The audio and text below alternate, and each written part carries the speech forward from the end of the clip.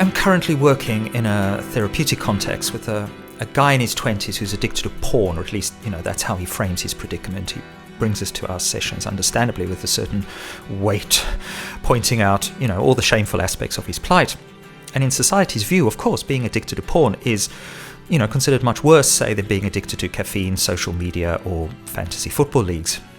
I make no distinction between these habits.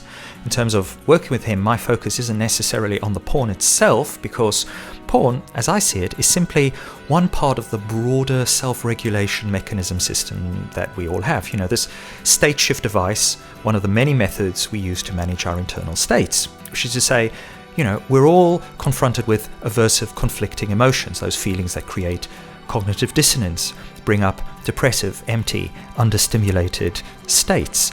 And, we all have our own ways of state shifting, whatever that is, often using external music, internal thoughts, stimuli to do so. And watching porn and masturbation is just one among thousands of ways we humans try to alleviate discomfort or monotony, all in the name of attaining emotional balance.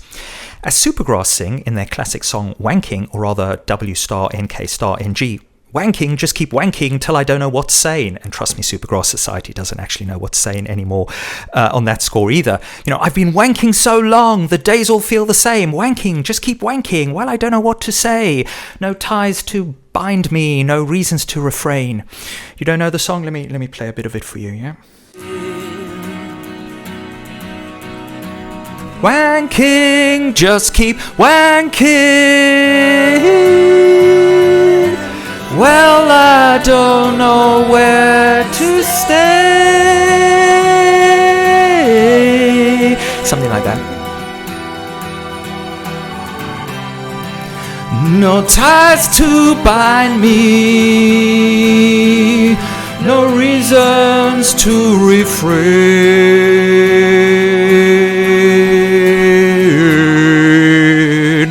You know this one, right?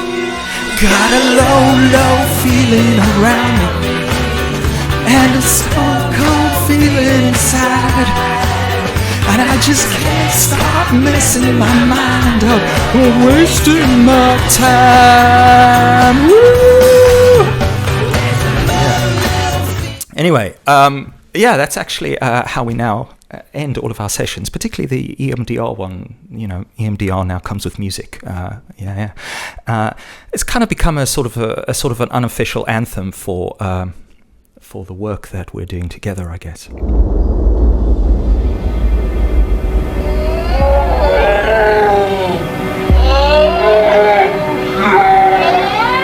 Well, as an actress, I've seen the gush up close, and it's not pretty. Guy just gets locked into an ejaculation and doesn't stop until he's dead. For me right now, I think the biggest problem, my biggest fear, is the gush. First person who ever got the gush was Dean Dorsey, and I've seen the clip, and he's doing the snot shot, and suddenly there's this look of real panic on his face. And he's staring down at this prick and he's whimpering, oh my god, like this, like a sad voice, freaky clown with the tears in his voice, but they are not there. And it is tragic. Oh, they tried throwing ice on his balls, they tried to destimulate him with a dog carcass, but the guy just kept popping the protein. So, tell me about your first exposure to pornography. Team Idiot, I'm all ears. Growing up in the 1970s and 80s in apartheid South Africa, essentially under a fascist regime, erotic images were considered to be as dangerous as radical political ideas, and with us, heavily censored and controlled. As a teenager, becoming interested in those images for the first time, the only sources available were things like the occasional racy passage in one of my mother's Dinar Kunz or Jackie Collins novels, or, perhaps the lingerie section of a mail order catalogue, if I could get my hands on such a thing, or a copy of Scope magazine. Scope was South Africa's Playboy. If Playboy, let's say, had been edited by a particularly anxious headmaster, a few grainy, topless photos buried among pieces on rugby strategy and wildlife. And not that kind of wildlife. Each woman's nipple stamped over with this enormous, cartoonish, lurid pink or orange star, as if somehow that would rein in our collective libidos, which it did a little, actually. The next guy was Mickey Vonklanger, who got the gush filming Gymnasium 7. It took him 3 days to die. All the while he was firing the fuck juice. And when they weighed his body, it was maybe 20 kilos, which is no more than 2 or 3 squirrels. So at around the age of 14 or 15, the idiot, being a curious teenager, suspected that his parents might be hiding, more explicit material in a locked filing cabinet in their walk-in cupboard. So one day, he managed to break into that cabinet and was rewarded, indeed, with a few pages from some British pornography magazines of the time, like probably Men Only or Razzle, something like that, which his stepfather had no doubt smuggled into the country by interleaving those torn pages in calendars or other printed material. He also stumbled upon a Betamax cassette, no, I don't still have it, with some classic grey-tone 70s porn in it, the kind where everything just looks slightly out of focus, as if the cameraman hasn't quite figured out where to aim, and the relentless lounge music threatening to drown out the dubbed, or maybe real, sex noises overlaid on top of the genital theatrics. Guy with a gush is suddenly in big demand for cream scenes all over town. They've got these special agents for it. Try to cram in as many jobs as possible before the spunk turns red. It comes out red and then it goes black. And that is when you better make sure you're not piling the pearls into St. Peter's dress. So that first entree to hardcore pornography, totally vanilla, totally MOR, I'm sure would scarcely raise an eyebrow among today's teenagers accustomed to the omnipresence of dicks and pussies banging away at each other, 24/7. At least that's what I think, a 15-year-old idiot at the moment would experience and have that, probably what my 15-year-old idiot had, which was this. And this is why I will only do softcock now, which is where you push it in with a thumb or a little spatula called a winkelpoker, and it is flaccid.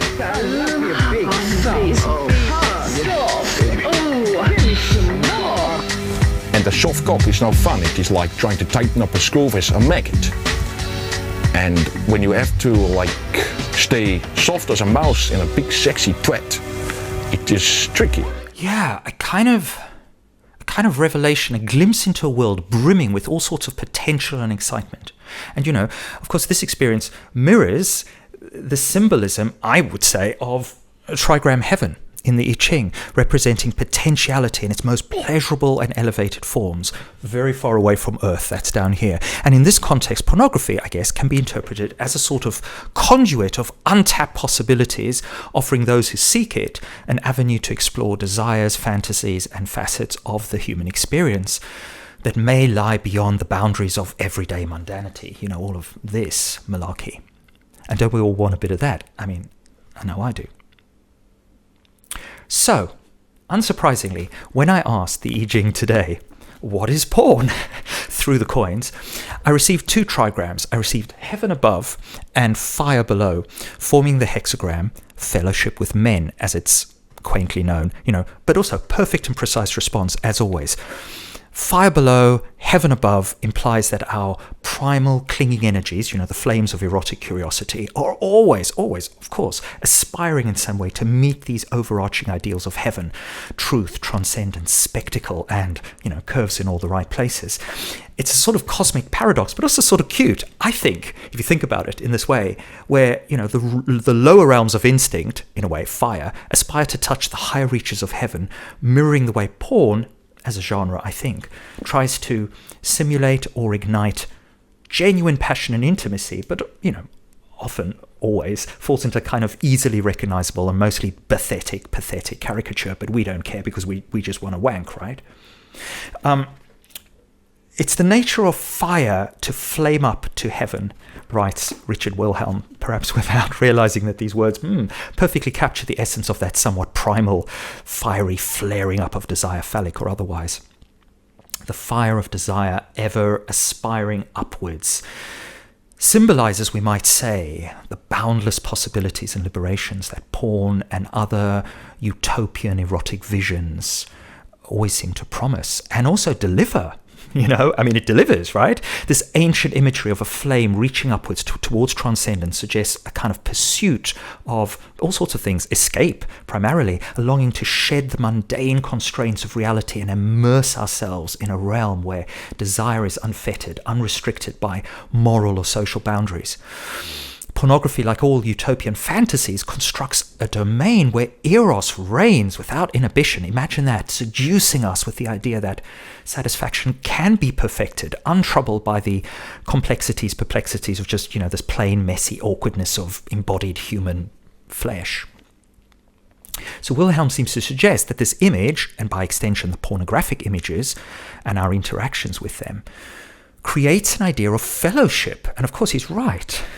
If there's one thing that unites us Homo sapien apes, it's our primate sexuality. It's the fellowship of that sexuality. Think of someone like the primatologist Frans de Waal, who might say that if we remove the weight of social constructs, strip away the complex layering of culture and moral norms and human abstractions that have all been built up around sex, when we look at our closest primate relatives, we witness the fundamental truth that sexuality is very rarely reproductive, predominantly and usually very intensely social. It's about creating bonds, it's about dissolving friction, regulating the group dynamics, and even offering, oh my God, pleasure without guilt. For bonobos, especially, sex is part of the everyday. It's a kind of handshake, a way to say hello, sailor, a way to sort of ease tensions, an act of fellowship in the most basic and instinctive of forms. So from this perspective, pornography, when viewed through the lens of, the I Ching and our evolutionary past, it doesn't really represent transgression or fetishization or the deviance that society often projects onto it. Instead, it could actually just be seen as a form of virtual connection, at least in this way, right? There's a digital approximation of something ancient, the desire to witness, to participate, albeit in a mediated way, in the sheer act and fact of being alive and connected. So porn as a human impulse might be then understood as a kind of digital bonfire, an attempt to fulfill that primal need to gather around the metaphorical fire of desire and belonging, very important for us human creatures, to share in life's energy, raw and unfiltered. In essence, pornography is our species' version of that reassurance touch that bonobos share. You're okay, yeah. A reminder of our place in something larger, a communal creature drawn back to its instinctual core. Yeah, that's what us wankers are. Where bonobos engage freely and openly, humans, of course, being weird autistic idiots, we turn to our screens, mediated experiences that perhaps reflect our curiosity, also our constraints. This divergence, de Waal might say, marks a peculiar turning point in our social evolution as apes, where the need for connection persists, but rather tragically or magically finds its outlet in the virtual rather than the physical realm. I think we should have had sex, but there weren't enough people. We'll use the orgasmatron. That's a good idea. Come on. I think Beverly's nose looked larger tonight. Oh, I like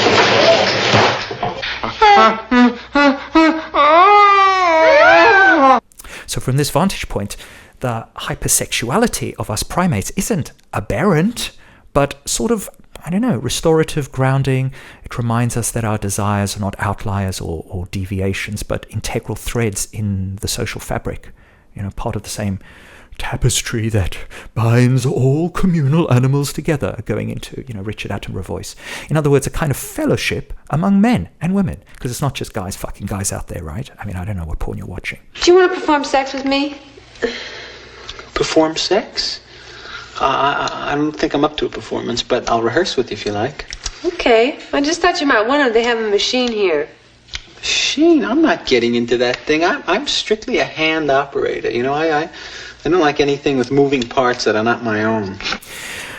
While technology has dramatically altered the accessibility of sexual experiences, social scripts unfortunately haven't kept pace. Women remain framed, by and large, as gatekeepers, other than in porn, but that's heaven, right? Gatekeepers of sex, and they often embrace that role with fervor, while men continue as gatekeepers of commitment and resources, time, attention, effort, stability, showing up. Unfortunately, while these roles persist, men, unless they are kind of lost cause romantic idiots, become increasingly calculating in their approach to sex through this lens of hedonic efficiency. Why engage in a high-cost pursuit filled with a great deal of emotional and financial investment when a digital alternative, pornography, bypasses the need to pay the price of traditional access altogether? Data highlights this shift very well. Studies reveal that an increasing number of men, especially younger men, are indeed opting out of the sexual marketplace, voluntarily, or in the case of incels, involuntarily, and bitching about it.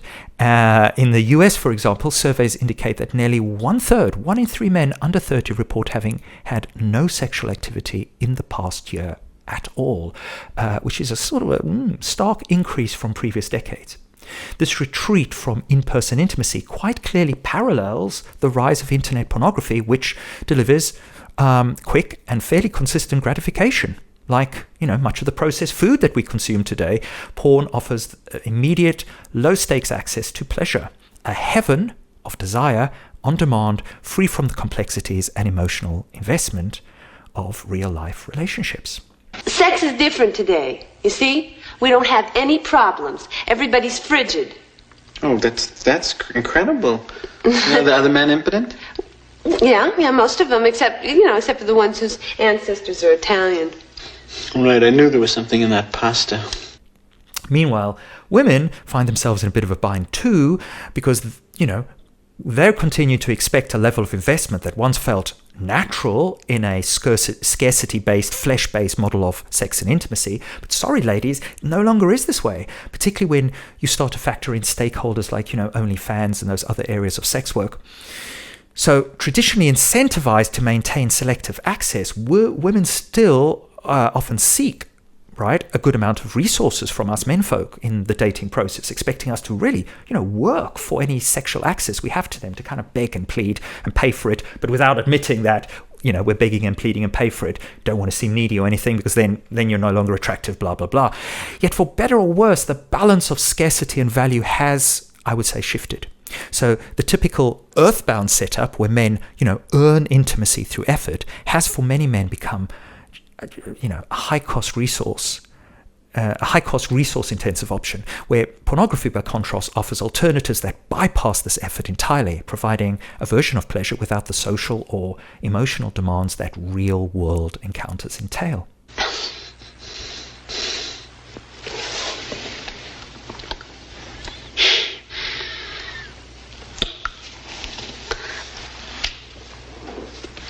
You want to get in the machine now? Without an adaptation, this evolving dynamic is creating and will continue to create a form of relational gridlock. And we're seeing this all over the place. Women continue to adhere to their often unconsciously written scripts of gatekeeping and selective access, while men, at least in my social circles, women and men in my social circles, lose interest in paying the price that those scripts demand. Both sides are left unsatisfied, women waiting for an effort that no longer feels proportionate to the men who, need to jump through the hoops, and men disengaging from pursuits that once seemed worth the cost but now feel obsolete. The challenge of modern intimacy then may lie in, reimagining this calculus altogether. Sex is fellowship. That's what the I Ching is saying, right? Among men and women, reshaping sex and connection beyond scarcity and sort of transactional deals in the sexual marketplace towards a more shared experience. And I'm not talking necessarily about gangbangs, but I don't know. I mean, if we look to true fellowship in human sexuality as a kind of a thread woven into our community rather than a negotiation of resources, we might find, who knows, a more collaborative and fulfilling foundation where intimacy is about shared choice and mutual pleasurable engagement for us poor human animals, not a case of gatekeeping or cost-benefit equations.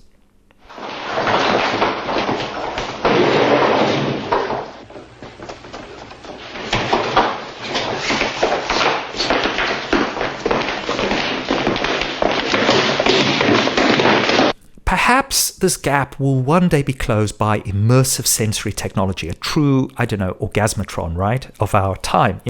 I'm thinking about that Woody Allen's Sleeper device, combining VR, tactile feedback, total sensory immersion to create a digital realm that finally blurs the line between virtual and physical pleasure. Alan's Orgasmatron was, of course, a nod to Wilhelm Reich's experiments with his orgon accumulator, a device Reich claimed could absorb life energy from the environment to recharge the body's vitality. Though Reich's work was often dismissed, his ideas tapped into a profound longing within us to access, contain, and manipulate this energy deeply intertwined in us with vitality and pleasure and communication and eroticism.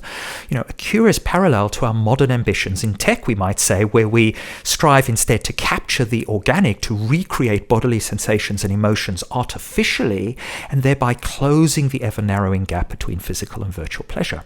Again, imagine or reimagine this realm as seen through the lens of the I Ching, with fire below, heaven, fire, this clinging radiance symbolizing lust, longing, contained yet intense flame pushing its radiance upwards towards heaven or Chun, embodying that vast open receptivity, a kind of boundless space of potential, parallel perhaps, in the receptive forms of our sexual partners, mouth, anuses, ani, vaginas, etc. That is the strange theatre of sexuality, this infinite flame that reaches towards transcendence while simultaneously drawing us into primal, almost tribal communion around the warmth of our desire. Fire, radiant yet contained, burns with this kind of ravenous light, drawing others to gather around its glow. Heaven, lofty, detached, sits above as a dignified observer, participant who watches but does not yield, who is desired but only desires on their innate female terms. Heaven over fire is, in essence, voyeuristic, creating a space that observes and orchestrates. You desire me, I feel desired, but resists complete submission. In this hexagram, porn becomes a kind of ritualistic spectacle, a communal fellowship in the shared act of viewing, an unspoken unity among watchers. Understandably, this symbolic fire of desire thrives within collective viewing, mediated through our screens. In this way, porn perfectly mirrors Hexagram 13's exploration of social bonds and public spectacle, a human need to congregate around something primal, a desire that doesn't just isolate but also connects, a peculiar solidarity among strangers, not of proximity but of shared unspoken understanding. This is what we're about. This is what us dirty little fuckers are about. And in many ways this isn't limited to the erotic realm. Platforms like YouTube operate in much the same way, providing a kind of communal gathering point for content consumption and participation. YouTube and Pornhub, each in their own domain, offer the yin and the yang, we might say, of 21st century content creation. Two sides of the same coin. Where YouTube may be the sort of the yang side, right, engaging the intellect, the social sphere, and often the realm of spoken conceptual knowledge, and Pornhub, the yin side, engaging the instinctual, the intimate, the raw. As we are human animals, instinctual, intellectual, intimate, social, spoken, conceptual, raw meat. That's what we are. And together we clearly, well, at least as far as I can see, form a sort of digital continuum that allows us to congregate around these shared virtual experiences, satisfying both the need for intellectual stimulation and communal gathering on YouTube. Hello. As well as, the more primal bodily connection offered on Pornhub. No, I do not have a channel on Pornhub. In both cases, screens act as the mediator, creating a fellowship not based on physical proximity, but on mutual engagement with content. Doesn't matter what the content is. Pornhub and YouTube serve in this way as kind of modern communal fires, attracting viewers to participate in this collective ritual, whether for information, entertainment, intimate connection. Through this lens, I don't know, I think our favorite platforms aren't then really just modes of consumption, right, sexual or otherwise. They are, in fact, human attempts to connect through shared experience, echoing the ancient impulse to gather around the fire to engage with the mysteries of desire, knowledge, communal existence. Fellowship, in other words, among men and women. Nuts, everybody's going to pieces, pulling out guns for a mercy clipping, and all your intestines is mushed out through your balls.